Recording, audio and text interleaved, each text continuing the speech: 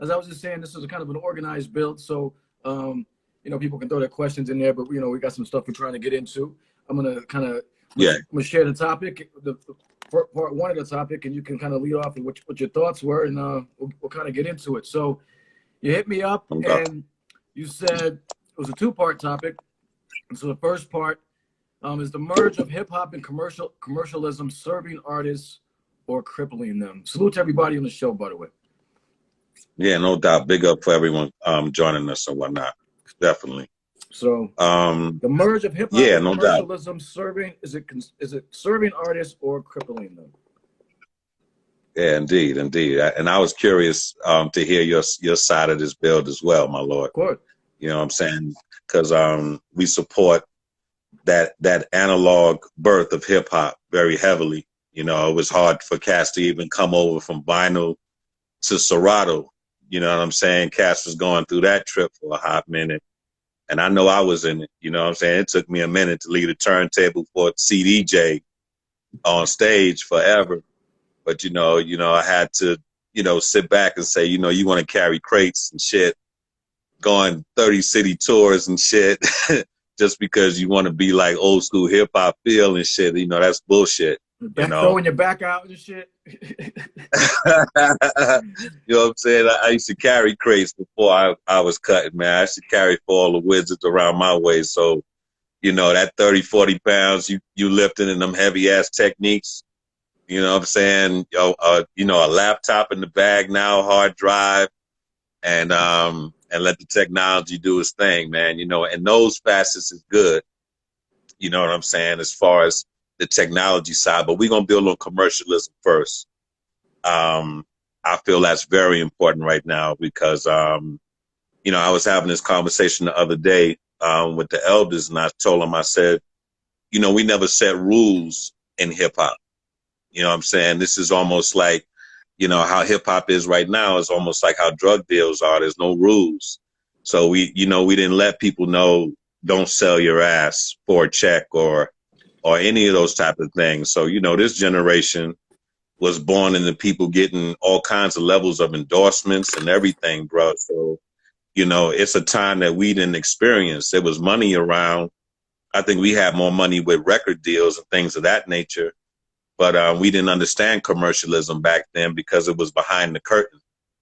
And now it's in the hands of folks to decide, you want to put somebody's banner on your page, or you want to wear their T-shirts and their clothing and stuff. That's, it's more of a direct thing where those things were awarded back in the days, to artists of the 90s and whatnot. If you had a clothing situation happening, you usually was exclusive to those brands and you was rocking through your videos and you didn't have to spend that extra change. Now you can have 8 different ones. The car endorsements, everything. Cats be coming out. I don't even know who the hell they are, and got 100 sponsors. You know what I'm saying? And then the internet allows you to have an international network of sponsors who want their stuff in the U.S. So, I think we didn't know our value as much as cats are being, putting their value right in their face nowadays. Just on my tip of the conversation, No, exactly. You brought up a couple of good points. One thing I wrote down: rules in hip hop, and if we get a chance, we can talk about that, or we can add. We can make that the topic for next time, because you brought up something really important there. But to stick with the commercialism thing, yes. Here's what I think about, right? So commercialism usually means, when we think about it, we usually think about money, right? Commercial, we always right. When we think grassroots, we don't think money, right? Typically. Correct. And oftentimes people say they got a grassroots movement, and usually that's a fancy way of saying they're still broke, right? They haven't made it yet. I'm grassroots. But when we think grassroots, we think organic, we think not a lot, we do it for the love, right? We think that shit. Roll up your sleeves and get dirty. So here's the thing that I've been thinking about a lot, man, is that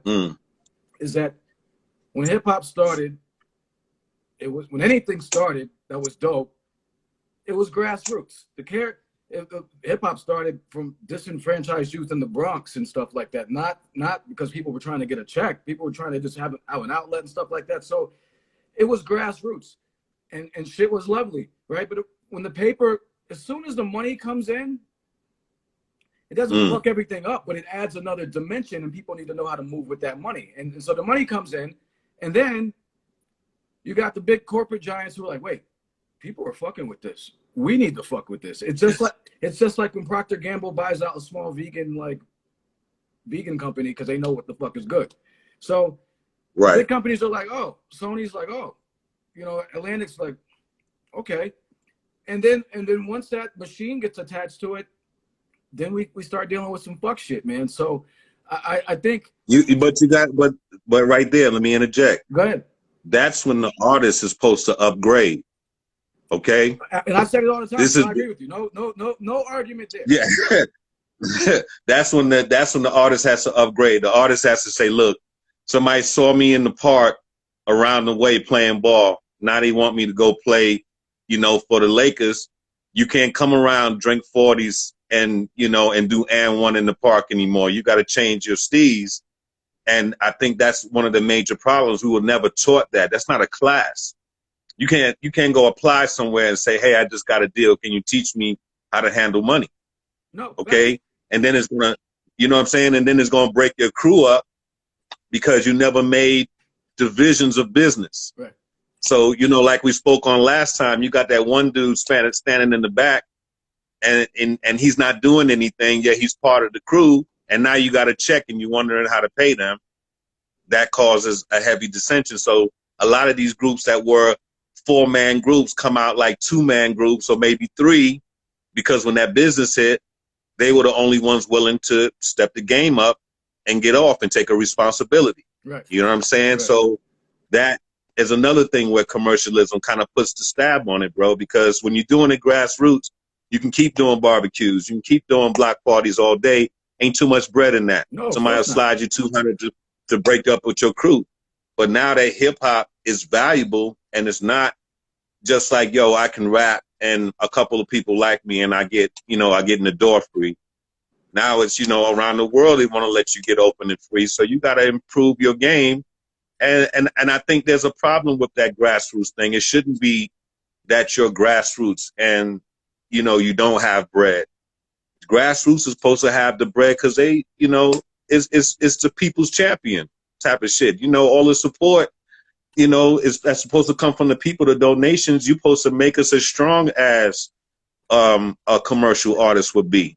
And I'm not telling them to pay the artist bill, those grassroots artist bills, but if you don't want them to sell out and compromise what you enjoy, some kind of paper got to come into play. Of course. You know what I'm saying? Right. And the artist has to figure that out. If you doing merch, like how Hyro did merch, when Hyro did merch, look how big their company is now. You know, and for artists of that era, they got to say to themselves, yo, what did I focus on that can be a business with or without me putting a record in the stream? You know what I'm saying? So I don't think, they don't ask themselves that question before the deal comes. You know, suppose you do get that lotto ticket, then what? You don't even have a plan. Of course. I mean, how many dudes have, you know, spent all their money and stuff like that, their advances and shit, and they realize they got to come up with the advance and then some and all that stuff. Right. So of course, but what I was saying, like, so the commercialism finds its way in, right? Whether you know, the companies are like, oh, yes, but it is up to the artist. And unfortunately, you're right. There was no school or to these young 15, 16, 17-year-old men, from, you know, boys from the hood. Here's all this money. Here, now go figure it out. But at the same time, you know, I mean, there's a lot of reasons to this. At the same time, in the end, the artist did, you know, once you see it, kind of maybe got fucked once.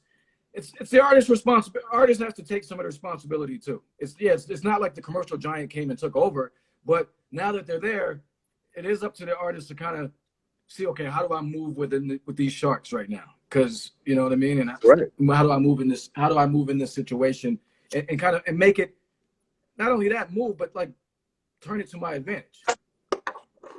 Exactly. You're not in the backyard pool anymore. You in the ocean now. You know, there's other living things in the ocean that will swallow you if you ain't got your shit together, man. Right. You know what I'm saying? Right. So, you know, cats be stuck. Stingrays. You know what I'm saying? You know what I'm saying? Correct. Real shit, man. Shit that'll swallow you up, bro. Look, the biggest pressure about being an artist on a main label is that you got to make hits every time. You can't experiment. Like I see a lot of cats just experiment, throw whack shit out, then they'll get a little half heater, then they'll get something bang, and then they'll go back to some, mediocre shit. When somebody's paying you for something, you don't have time to explore in those realms. You know what I'm saying? So I tell people, be careful. You go and experiment and do a salsa hip hop joint and fuck around and tap into that market, and they think you a salsa hip hop artist, and you're fucked. If your next record ain't salsa hip hop, then all of a sudden you such and such from East New York, hardest rapper, you did a salsa rap, and now you salsa MC, and you got to do that. You got to do that shit to stay on point, dog. So so cats got to really think. You know what I'm saying? You really got to have a real serious marketing strategy if you're serious about it. But if you just poking at it and playing with it, just to be on your own dick for a minute, then that shit will die out. But if you really in the game, and that's happened so many times. You said salsa MC. I mean, all these names come to my mind like MC Guacamole and shit. But that's right. You get tight cats though. Like you get locked in. Hip hop, we lock you in. If you come out with some, shit. You come out like Tone Loca, come out with some wild thing, and the next minute you come out on some fucking NWA shit. We gonna be like, oh no. Exactly, no. Bro. Exactly. No. And that's how the commercial people are looking at you now. You got to think about the commercial mind. They're not in the culture like that. So they're going to see you, oh shit, salsa MC. That shit is bubbling, and I can get into whatever markets that like that. Now they mind start rolling. They're going to bring you the salsa wine to match with your salsa MC, and they're going to present you a check. This is how it happens. Okay? Half the cats, they don't be in their mind like, yo, I'm going to sell out. They don't have that in their mind when they come and they thinking like, yo, whatever promotes me and my craft, whoever fucks with me, I'm going to be able to serve them something hot. Now you go off and do an experiment. Now you got a salsa wine. You got the people doing the salsa dance. And then what you want to do? You want to go back to the grimy, the sample, the this, that, and the other. You ain't going back to that, bro. Especially if they feeding you good, you're not going back to that. And that's how that trap of the commercialism just, it's complex, but that's an area of where they started, looking at artists that were like, oh, you must like salsa if you're doing this. You must like this. So come and fuck with us and do it on a commercial level. And then the artist has to sit there. As an artist, then, not to cut you off, but as an artist, then how do you say no? Right? Like, and it's easy for me to say and be armchair rap dude and be like, criticize cats for like going commercial, because which I do on the regular. But like, but at the same time, let's keep it funky, man. Like, how do you say, if you're struggling or whatever, you got mouths to feed, you got things going on, and you're trying to bubble, you did something, it came out with an album, right? It didn't really pop so well, but you still hustling, you doing shit out of the trunk of your car. And then along comes this opportunity to be salsa MC. How do you, as an artist, say, nah, I'm not gonna fuck with that, because that's not where I want to go. All right, situation. I'm glad you said that. The ultimate way to say no to that bullshit is to have your own source of income before you come into this game. Bottom line. All right? So that's why you see so much hustlers successful in this game, because they're not depending on rap to carry them, and they can make their own hours. All right? If you going 9 to 5 every day, you don't have time to be sitting writing raps or choosing beats or all of that. But if I'm hustling, I'm in the trap writing all motherfucking day. Okay? So when you make your marketing plan, and if you're not a hustler or whatever, you gotta say, look, I'm putting this amount of time and money aside to make something pop. And if I don't get at least a buzz to make myself feel that it's realistic for me to be in this game, then I accept my L and I go back to the lab. So it's called planning. All right? It's planning, my lord. It's strategy and planning. When you go into it like that, somebody presents you with a check, you're not thinking, damn, my kids, my my this, my that. Ain't nobody supposed to be eating off that rap. When people give you a budget in music, it's supposed to be used to make music, not to feed your house. Right. All right? If you budget your shit correctly, you end off with change at the end of the day to break up with your crew, and then you got a little change, but it should not be your job. Now, when it goes to a point where what you do connects with a sponsor, that's what you do. If you're an organic MC and you get a kombucha a sponsorship, that kind of makes sense. Now you can say, look, I do my music to help sell kombucha. They break me off some change for keeping the product. Now that's product placement. Okay? Now that's something you say when somebody asks you what you do. Well, I'm an artist. I do marketing. All right? Because when you sign on the label, you're doing marketing anyway for a brand that you may not even know. You don't know who owns your label. It could be a light bulb company. It could be a shoe company. It could be a liquor company. You don't know nothing about that. You're just waiting for them to write a check, but you may already be sponsored by something that you don't have an idea of. So now if you come as an artist and say, yo, man, I'm a good product man. I got about 200,000 people following me, and they love to fuck with what I like to drink and how I like to dress. So you can put some shit in my hand. Now I'm a marketing person rather than just a rapper dude that can be pulled any way that they want me to do. Don't offer yourself as a puppet. And that way they're not going to come to you with those bum deals. So what it sounds, in my opinion. So what it sounds like you're saying, and you've said it in previous conversations that we've had. Yes. It sounds like you're saying artists need to be, people in general, you need to have a plan of action. Yes. You were talking about like, who are you as an artist? What do you want? You know, all these different types of things. Ask some of the major questions. So you need to have a plan. Correct. Like you said, having your own income is having a plan, and a backup plan.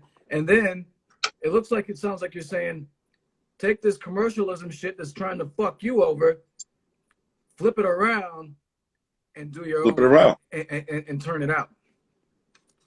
Correct. All right. Because product placement helps. Hey, bro, look, if you go and get Puma brand behind you before you get your deal, okay, you can go up to the record label and say, hey, I got a company that'll help pay for some of that radio. I got a company to help pay for some of those billboards. All right.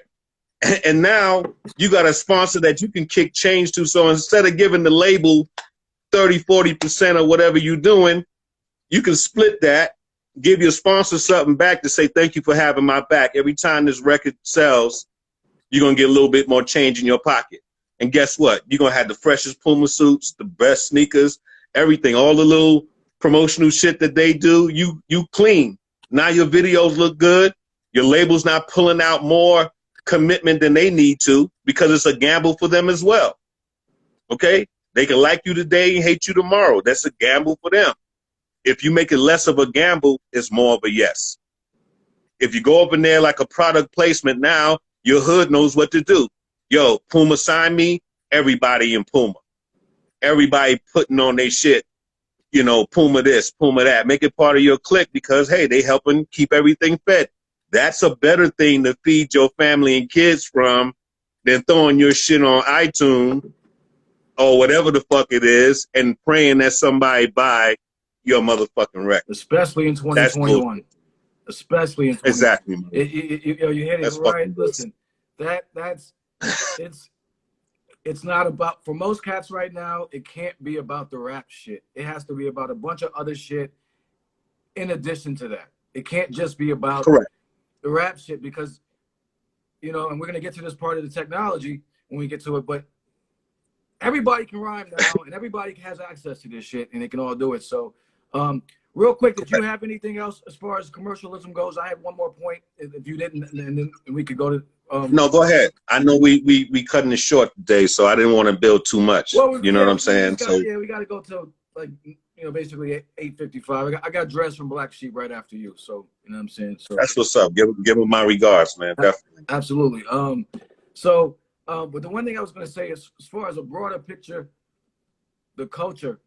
And this is what I was looking at, the commercialism of hip hop in general. Like, and I'm saying, like, so when we go back to the early days of hip hop, you know, it was actually rejected by the mainstream in the beginning, and you know, and then it popped off or whatever. So there's one argument for like all this commercial stuff in hip hop and all these candy Skittle dudes and whatever and all this funny shit. The one argument for this I've heard from people is that, oh, it brings more exposure to the culture, and brings more exposure. And I'm always like, well, what's it bringing exposure to? Like, is that correct? Is that good? Like, and then the second thing, as I say, is usually when something dope catches on, is being caught on by like the big companies and the big business and stuff, they usually come in and fuck it up. So I'm like, is it so? You know, I always look at that argument. I'm like, okay, well, it's exposing it more, but then once it's more exposed, then it's more people that are gonna come in and then it gets fucked up and watered down and twisted up. So what's your thoughts on that as far as the commercialism of the overall culture? I'm glad you said that because oversaturation is on my page here of notes, where I feel that you don't know the difference between amateurs and professionals anymore. Okay? So, and there's no filter to say this person is just, you know, sitting on their toilet today and made a rap versus someone that trains their vocals, spend money in production and so on. Now, I'm not saying to cut anybody's opportunities, all good, but there should be some kind of commitment on behalf of an artist for themselves. You should be, you know, putting out as much money as you want to receive back. You know what I'm saying? If you're serious about getting your shit played on radio, you're serious about doing different things, and even using this internet, not playing yourself and giving your shit away for free, because once 10 people give it away for free, nobody else can sell it. All right? So in a hustler's term, you know, a dime bag or half a pound costs a certain shit, and then somebody's on the corner giving it away for free. Your price no longer matters. Okay? Now everybody has to give away their shit for free and find something else to come back. Now that oversaturation that you can just get on a YouTube, create your little email and say, hey, I'm a star every day. Now when someone comes with something, you know, some good music, nobody wants to hear that because you drained them. All right, we only got so much hours in the day, each song 3 minutes, and you listening to 200 songs a goddamn day. You think somebody's going to point you out as special? You know, the reason the mainstream, the point you made about mainstream as rejecting hip hop at first is because we was using other people's records. Okay, and half of these cats didn't want to clear what they was doing. I had to clear my music. And, you know, you feel that later on in your royalties, well, I should have made a better deal with these people or learned how to play an instrument. The reason commercial people fuck with these young cats is because they're making a beat on a watch. You making a beat on technology that gives you all the drum kits that you would have had to collect all those years. You now got all access to that, and there's no sampling. So the commercial company can make a direct deal with the artist who just going on their shit, rather than you wanted to get Bill Withers and George Clinton and all of that. Now you're sampling out of their camp, making a deal difficult for a commercial person. If they want to put your shit on the Super Bowl, they got to contact you. They got to contact George Clinton, Bill Withers, and everybody else in order to make a deal for a song that's doing good for you. So when these young cats say, hey, man, I'm not fucking with none of that old shit. I don't fuck with the generation before me or the generation they was sampling from. It's just me and my little choir dude who knows how to play these little quirky ass fucking beats. Okay? So what's going to look like when that check comes? 100% for those niggas. Okay? Because we're stuck in an era of feel good, and we feel for some reason like we got to put on the cape and save the era and shit. We missing out on bread. And now we mad when somebody's putting a diamond in their forehead talking about, yo, I make so much money, they don't even give it I don't even give a fuck anymore. And you ain't never seen a nigga in no cipher. You ain't never seen that nigga in no nothing. You so first time you seen him, your kids know him, your nephews, your nieces know this motherfucker. This nigga been riding on YouTube 5 years, nigga, and now he balling. And you wondering like, hey, how the fuck did that happen? He didn't fuck with none of that bullshit that we stuck on. Okay? Commercial people look at that. Hey, man, we can get 100% clean deal with this dude and don't have to deal with calling no publishing companies, no nothing, straight clean run. That's another reason we lose to commercial. So we can't hate on the corporate person who's trying to find a product to place. Each artist that comes out got to know, like, yo, I've always wanted Adidas on my shit. I wrote the Adidas remix, nigga. I'm ready. I want to go to Adidas right now. And your manager got to be like, look, if you a good ball player and you get a deal before you get to the league, you don't have to charge the team a whole lot of money. You become a favorite. What happened with LeBron, my nigga? Okay? Mom's already sealed the deal. Right. So all he had to do was go and perform to the level of the legend. Why are people not thinking like that? That's what's killing me. I'm saying we watching other people do it, but we not building ourselves to be athlete enough to go in and say, yo, I'm so dope, nigga. I don't need no money from the fucking label. I got shoe companies and shirt companies following me, kissing my ass, nigga, giving me bread. I'm a perfect marketing person. I done sold 200 goddamn suits, 400 sneakers, and I can sell these little fucking downloads and records right now, nigga, fuck with me. What do you think the label's gonna say no to that? Right. Especially if your confidence is there? Come on, bro. Right. That's what niggas don't possess. To me, they don't possess that, my lord. No, you know what I'm saying? Most don't. No, I see it. Yeah, I see it. yeah, bro. And so that leads you. It's a nice segue though into oversaturation, because you mentioned that, which is part of the. So we're kind of getting to the pros and cons of tech. So the second part of this is pros and cons of technology for this new generation of music, and so since we just touched on the oversaturation, the thing is, as a industry cat trying to listen to new music, I mean, for instance, I'm interviewing Drez right after you. He put out an album in 2018. I had no idea. Nobody. It's a solid joint, and it's like, you know, there's so much music out there. So when I say pros and cons, a lot of this shit I was looking at, it's like it's a double-edged sword. Yes, everybody can do it, and you can control your narrative, do your own brand and shit. Then the problem is everybody can do it, so I got to sift through way more doo-doo shit. You know what I mean? And I always say this: the people that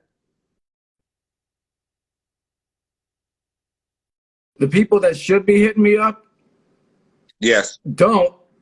And it's the whack motherfuckers promoing out the ass with crazy teams hitting me up, blowing my DM up with shit. So it's like the oversaturation to me is a big issue as far as the technology goes, because everybody can do this shit now. Everybody can. Everybody can. Right. So you got to do something different. You got to do something different. Look, bro, people from my era were so spoiled by the labels doing everything that they don't realize that those elements are gone when you try to put some new shit out. You know, the reason my project took so long to get out, because I said, look, my team has to be the right frequency before I put the music out, bro. You know what it's like to punch somebody in the face and you don't know what the fuck you're going to do for the next hit? You got to know what the fuck you got to do. So cats put music out, be like, hey, I sold 200,000 records at such and such, so those 200,000 people should still be in the same place. Guess what? You got a computer in your hand 20 years later, and all your people don't even fuck with hip hop like that anymore. Right.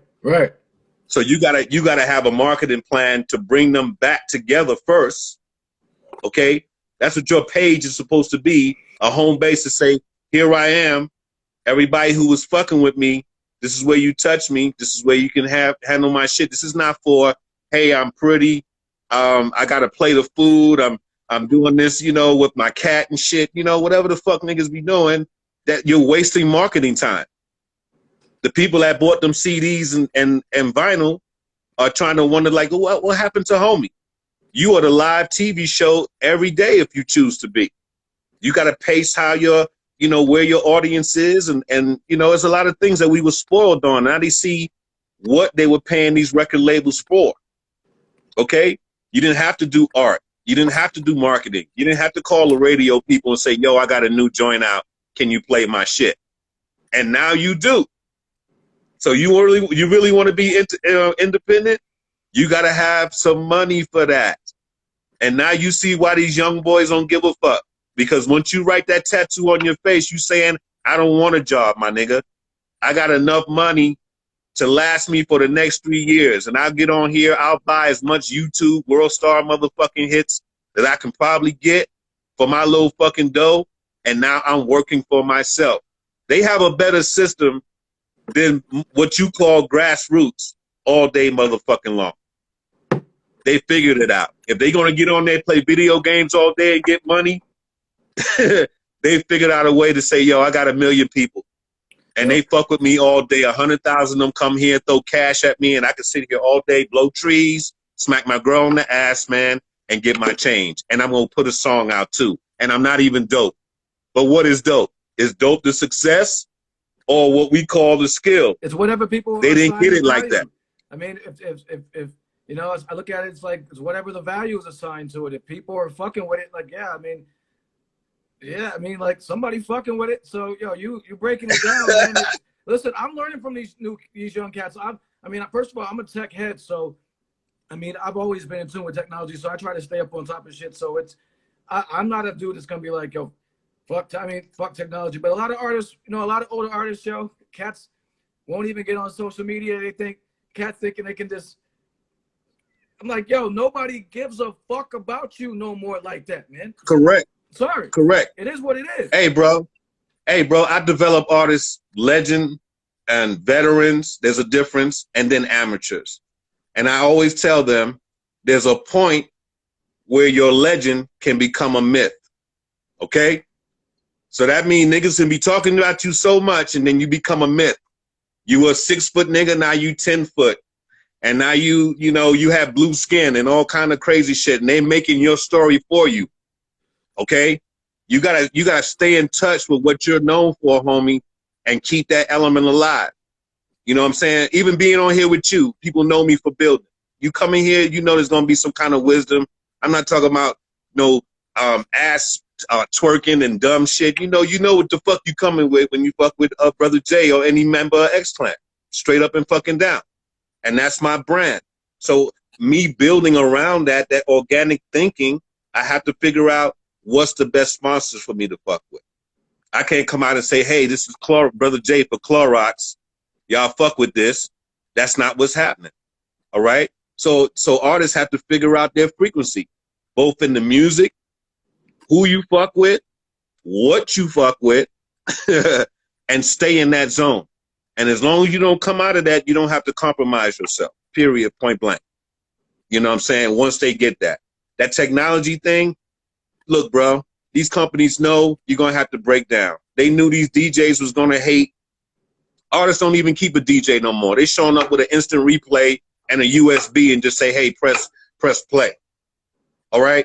So the DJ knows in his mind now, hey, man, I got to make myself valuable to be part of the group. So if the DJ's bringing, yo, I got Technique turntables, Rain mixer, and such cameras fucking with me just by myself, I'm a benefit to any group. I'm looking for the best MCs. Because remember, the crew started from the DJ, bro. Yep. Yo, that's why. Right? Look. Behind me are the 4 elements. I did a shirt with basically the periodic table of elements as far as it's like a, you know, scientific period. And the first one is a DJ. Nothing else. Yo, yes. This shit started from that. So I mean, I didn't mean to cut you off. It started from that. That's none of this shit would have, none of it wouldn't be it. Hey, bro, it's a problem now because the MC thinks it starts with them. No, of course. It does not. No. The DJ should come to the look, man. In this reset, the DJ should be coming to the table. Check it out. DJ companies follow me all over the world. I can pay y'all and take the money from the show myself. And y'all are the masters of ceremony. Y'all keep the crowd hype, and I'm back here keeping the beats rocking. Now you a producer, you got the beat machine, you got the turntable, and it's all sponsored. If you're dope, then you're dope. And no one commercial is going to dish you if you have a strong following. If every member on the crew is thinking that, okay, if MC number 1 said, yo, I got 12 million people who fuck with me because I skateboard up the way and walk my dog. And I got a microphone company that fucks with me. And then another dude says, well, I have this. Now y'all coming together as a business. Okay? Before you even go out on the road, the sponsors are so good to you to say, hey man, we'll cover half the expenses on the fucking road. That's a benefit. I paid for 1,000 tours out of my pocket, dog. You understand me? And if I had this thinking while I was doing that, it would have been different.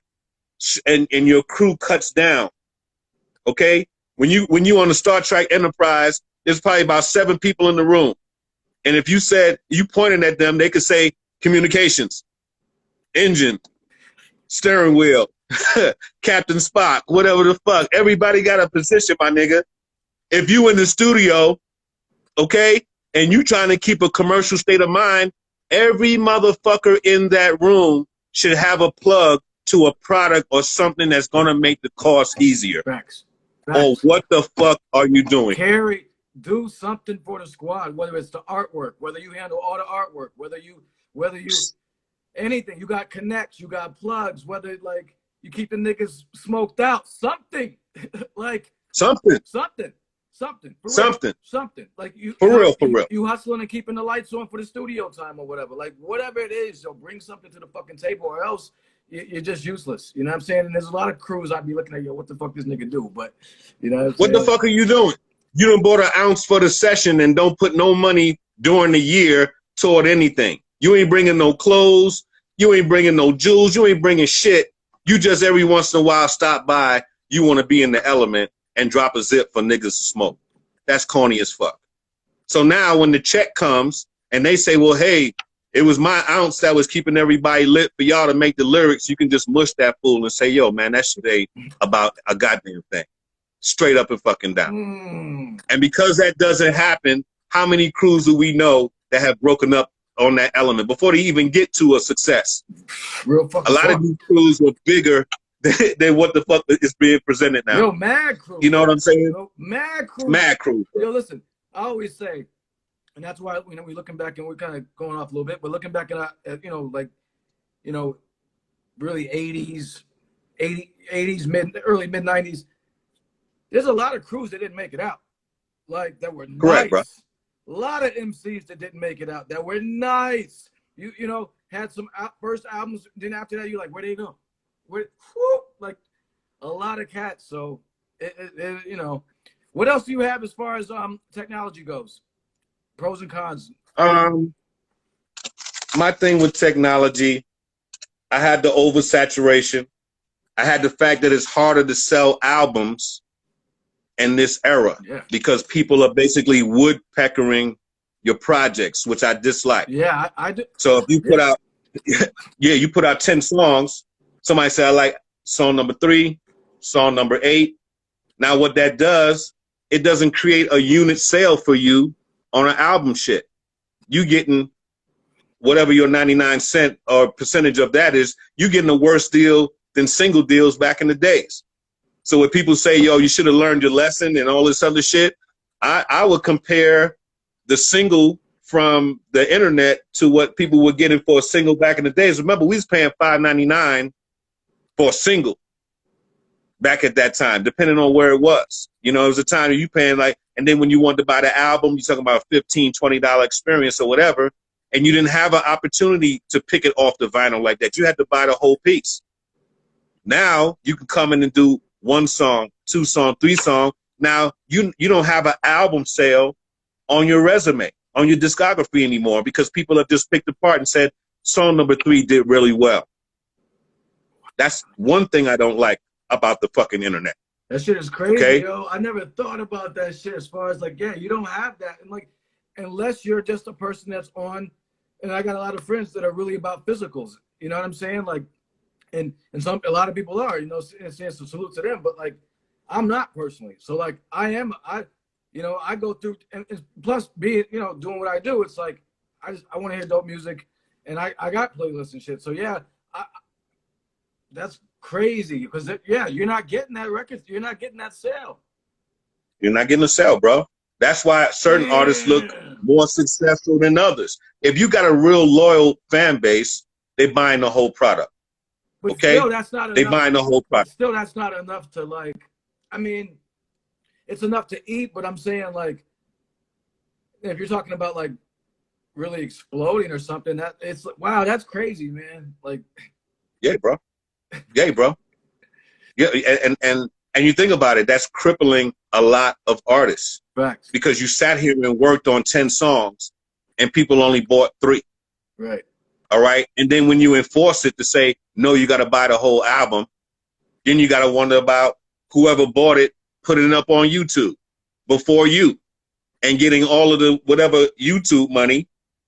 Okay. I went through that. You know what I'm saying? No. I went through that. I look at Heed the Word. I could put it up for my fan base on my page. Now, I'm not an everyday internet person. That shit may get 700,000 hits or whatever case may be on that. But somebody else got my same video on their page. It's 1 million hits. If you look at Heed the Word, you type it in, it'll look and say Heed the Word, say 1 million hits on one of the shit. But there's 5 or 6 different versions of it on different fucking pages. Okay?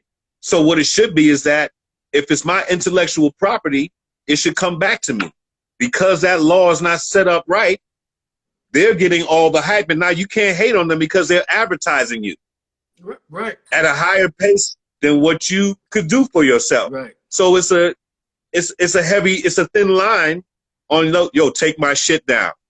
And 1 million people that viewed it through your medium, it's a hard place. What it should be is that, yo, let me give you some bread. I'm glad that you surface. I'm a fan. Obviously, if I got my shit on your page, let me give you your just due. Right. Because you're eating off of my property. Wow. Real shit. These rules have to be set into place, my lord. So when people say, yo, man, what's the movement? The movement is getting these rights set up. So people are not eating off your shit and playing you, man. Especially if you're just throwing material up on this YouTube shit. Somebody will take your shit and be popular somewhere else and be claiming your shit. You know how you felt the other day when somebody sampled your shit. How did you feel? Welcome to the party. Welcome to the party. People just sample your shit, and there's no physical copies being printed. It's digital shit. That's like, yo, I put it on my page one day and I sang to your beat. I've always wanted to be. People will cut your dick off and wear it to work, bro. Period. Straight up and down. And ain't shit you can do about it. Because the people that have the platform, you think YouTube cares about the little squabbles y'all going through? They've already made the advertisement deal already. That's already done. You're one of 31 billion people or whatever the fuck that use that shit for whatever reason. You're just part in that pot. You have no importance. And how do you change that? Now, the thing is, the record label is important. And I felt that in the pandemic, it shouldn't have been something where they closed their doors. Because who you sign and develop at this time are now the champions. There has to be a place to say, who am I earning for in this game? It used to be, we used to rhyme on the block for somebody to scout, to pick us up to say, yo, man, people around your way fuck with you. I like to bring that through the country and bring it through the world and see how many more people that we can get on that kind of vibration. Okay? That's not being done anymore.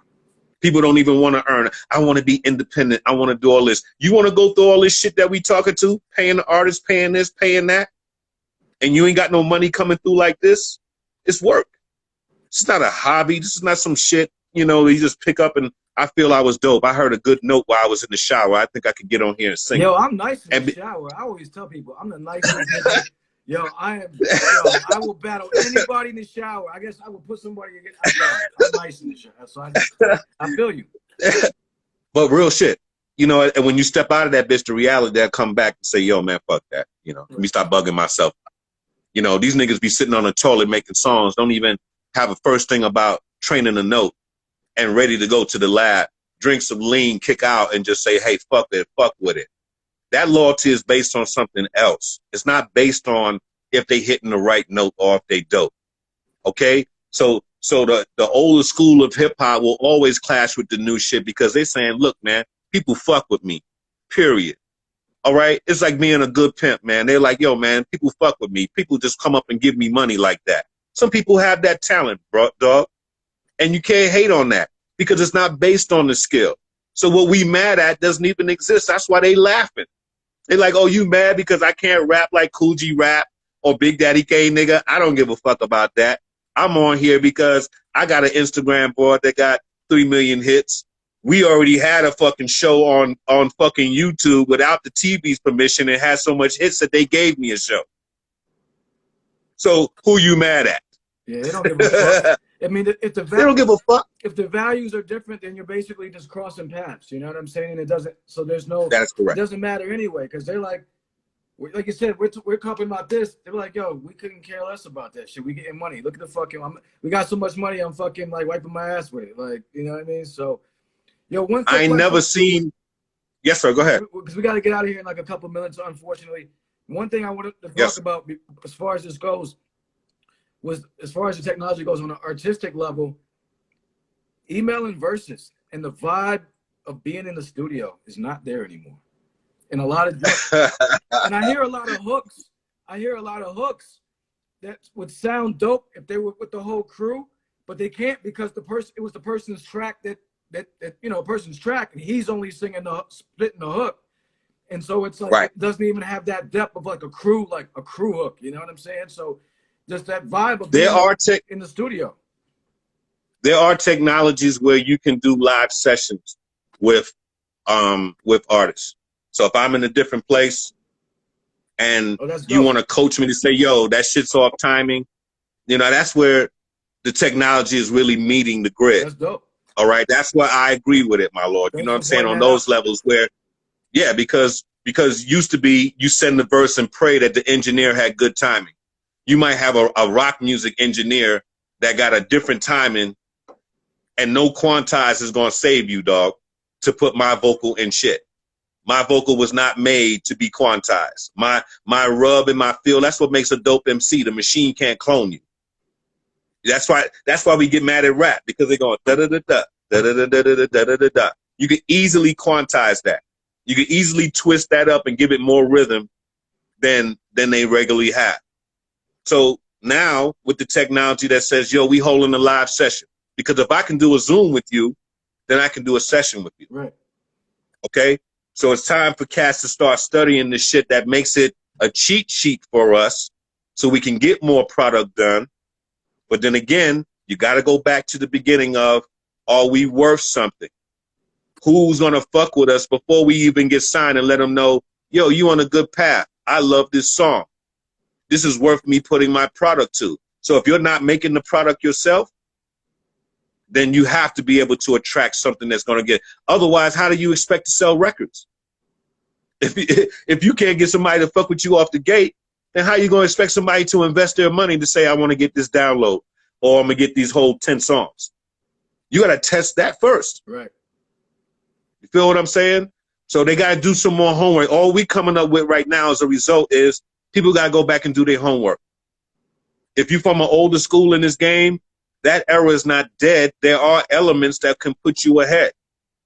Okay? But you can't deny what's going on right now. So you have to now say, who fucks with me? And who's in this game that's going to continue to support me while I'm doing this? Is it worth my time? Is it worth me putting a couple of G's up to say, yo, I got 15 racks to work on a project, buy some tracks, studio time, get some posters?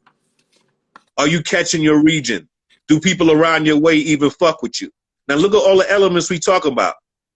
All right? Look at why the game is all bent on hustler. Everybody's saying, why you always talk about hustler and shooting and this and that? Because that's where the money came from, for them to be able to invest in what's happening. So you have to find the equivalent to that before you complain and swing at something that's not even there. Those dudes are not even on that plane of thought. They don't have a Planet Asia. They don't have a Casual. They don't have none of that. They just got cats that was like, yo, I'm real popular because I moved a lot of fucking dope, nigga. And people fuck with me so hard. What is Chief Keef? What is all these dudes that from the old block? All this other shit that you talking about. You talking about cats that control regions. And now they becoming super crews. And now you looking at somebody else that's coming saying, yo, I have the power and the vocal of Cool G Rap and the knowledge of Chuck D, and I'm super bad and everybody should fuck with me because hip hop is dead. That shit is corny. I can't bottle that. I can't bottle that and take that anywhere. That's your personal feeling on where you feel this genre is, and I can't sell that. That's why you don't hear it coming off their lips. When you hear that shit come off their lips, they like, Da-na-na-na, my girl in my shed. Da-na-na-na, my car in my shed. You know, bling, bling. And they say, yeah, that's what I want. I want that ring, nigga. I'm going to go down there. That would make me want to buy jewelry right now. That make me want to roll an L right now, nigga. And that's product placement. A nigga said Percocet, Percocet, Percocet. And won. And you guys say in your mind, like, what the fuck are you talking about? What the fuck are you talking about? You got to be crazy. I'm sitting there writing and busting my ass, making sure, you know, the clouds and the lightning is all right. This nigga say Percocet, Percocet, Percocet, and then mumble, mumble, mumble, mumble. And you 31 million sales, he blew all up. Kind of shit. Blew up. Yo, bro. A mega star. That tells you that values are misplaced, though. So, real quick, couple more takeaways we got to bounce. Unfortunately, an hour goes by like that, man. Yeah, always. So, conversation is good. So, some really important points. Have a plan. All right? Yes.